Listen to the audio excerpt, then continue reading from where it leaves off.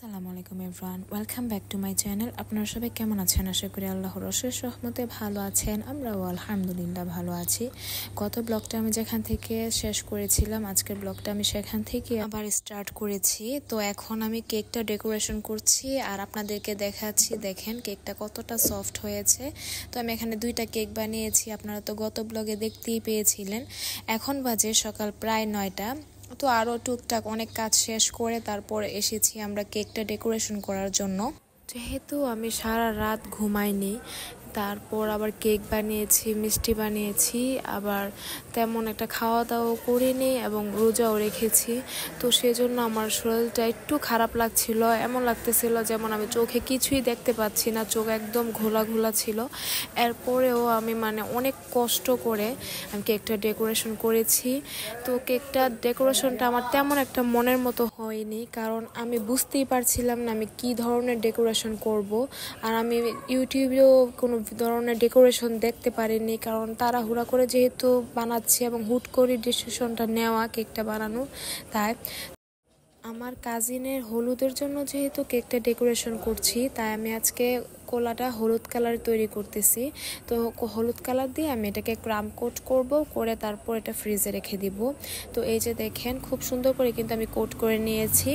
তারপর আমি একটু অরেঞ্জ কালার মিক্স করে চিন্তা করেছি যে সাইড দিয়ে দিব। তো পরে যখন সাইড দিয়ে দিচ্ছি দেখি যে না, ভালো লাগে না।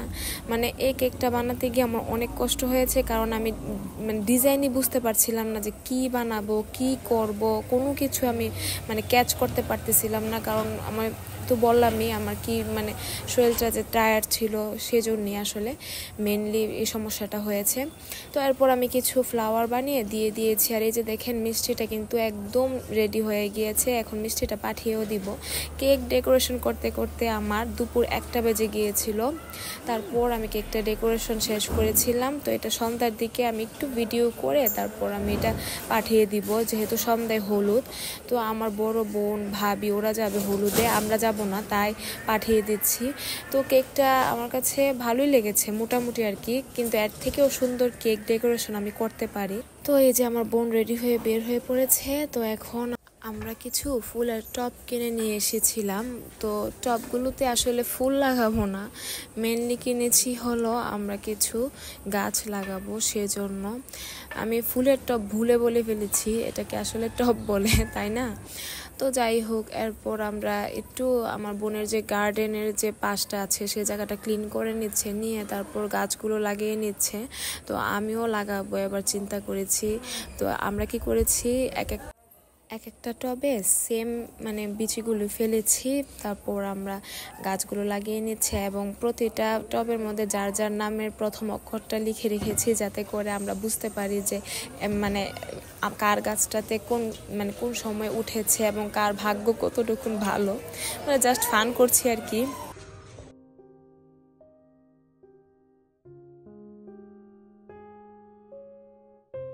তো এখানে এখন টবের মধ্যে যার যার নামের প্রথম অক্ষরটা লিখে দেওয়া হচ্ছে, আর এটা হলো আমার টবে লিখে দিয়েছে। তো এই অক্ষরটা আমার খুব পছন্দের বিদায় ওরা এই অক্ষরটা লিখে দিয়েছে। তো এরপর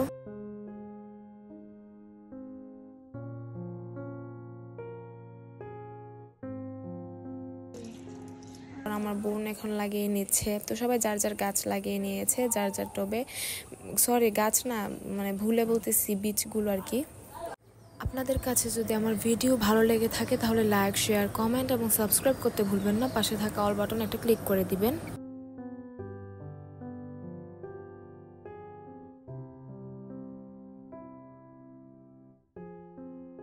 আর এখন হচ্ছে আকাশে অনেক বৃষ্টি হচ্ছে, আর বৃষ্টির সময় নাকি দোয়া কবুলের সময়, এবং এই সময় নাকি সবচেয়ে বেশি দোয়া কবুল হয়। তো আপনারা সবাই আমার জন্য খুব বেশি করে দোয়া করবেন। আমিও আপনাদের সবার জন্য দোয়া করি, আল্লাহ আপনাদের সবার মনে নেক আশা চাওয়া পাওয়া পূরণ করুক, আমিন সুম্মা আমিন।